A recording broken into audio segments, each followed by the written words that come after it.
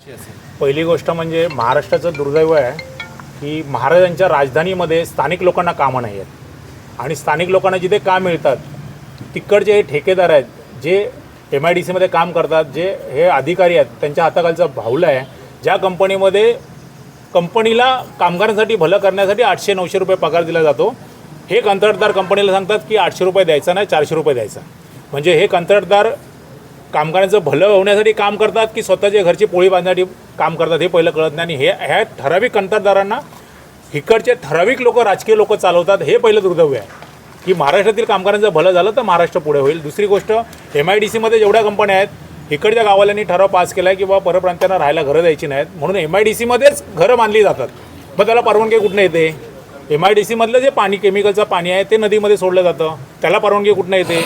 कामगारांना minimum wedges दिले जात नाही, PF दिला जात नाही, ESIC दिला जात नाही. ESIC कट होतो, तर ESIC कट झाल्यानंतर कामगारांनी कुठल्या हॉस्पिटलमध्ये जायचं ह्याचं कोणालाही लेणं देणं नाही आहे. ठराविक राजकीय लोक ही MIDC चालवतात, अधिकारी हे त्यांच्या हाताखालचं भावलं आहे आणि ते जसं ऑपरेट करतात तसं अधिकारी चालतात. पुढची रणनीती काय असणार आहे? त्यांना 25 तारखेचा वेळ दिला आहे.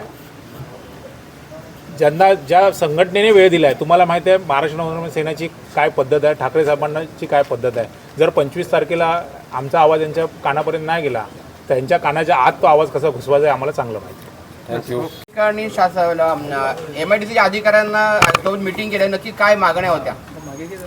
मागण्या तर त्यांना सांगितल्या, मागण्या बऱ्याच होत्या की इथं स्वराज्याच्या राजधानीत आपल्याला मराठी पाटी नाही आहे कंपन्यांना, तर हे विसरलेत का मराठी भाषेला, आपल्या संस्कृतीला ती जाग आणून दिली. नदीमध्ये खुलेआम केमिकल सोडलं जातं आहे. त्याच्यानंतर हजारो परप्रांतीय इतर राज्यातले जे कामगार येऊन इकडे फिरत आहेत, काम करत आहेत, तर त्यांचं पोलीस स्टेशनला कोणतंही रेकॉर्ड नाही आहेत. त्यांचं पडताळणी जो काय आपल्या PCC असतो, पोलीस व्हेरिफिकेशन, ते नाही आहे. तर अशा अनेक गोष्टी आहेत. कामगारांना इथे पगाराच्या स्लिप मिळत नाहीत. एखाद्या कंपनीने 800 रुपये रोज दिला कामगारांना, तर या MIDCत जे कोण ठेकेदार आहेत ते टोळ्या करून जातात, त्या कंपनीला दादागिरी करतात, कंपनीच्या गेटवर आंदोलनं करतात. म्हणजे या कंपनीत ॲक्च्युली चाललं आहे काय? पहिलं आपण ऐकायचो की UP बिहारला दादागिरी चालते किंवा तिकडे कोणता कायदा नाही आहे, पण आम्ही महाराष्ट्रभर फिरत असताना या महाड MIDCत जे काय चाललं आहे म्हणजे कॉन्ट्रॅक्टरची दादागिरी, दहशत, इथे भीती. एखाद्या कामगाराला जर कंपनीने सांगितलं की बाबा तुला परमनंट व्हायचं असेल तर वैयक्तिक 1-2 माणसाची नावं घेतली जातात की तुम्ही जाऊन त्यांना भेटा, मग त्यांचा निरोप आल्यावर परमनंट होऊन. अरे पण आज इकडे स्थानिक भूमिपुत्र आहेत, त्यांची मेहनत, त्यांनी 7-7, 8-8 वर्षे जे काही दिले तुमच्या कंपनीला, तर त्यांच्या मेहनतीवरती त्यांना परमनंट कायमस्वरूपी नोकऱ्या मिळू द्या.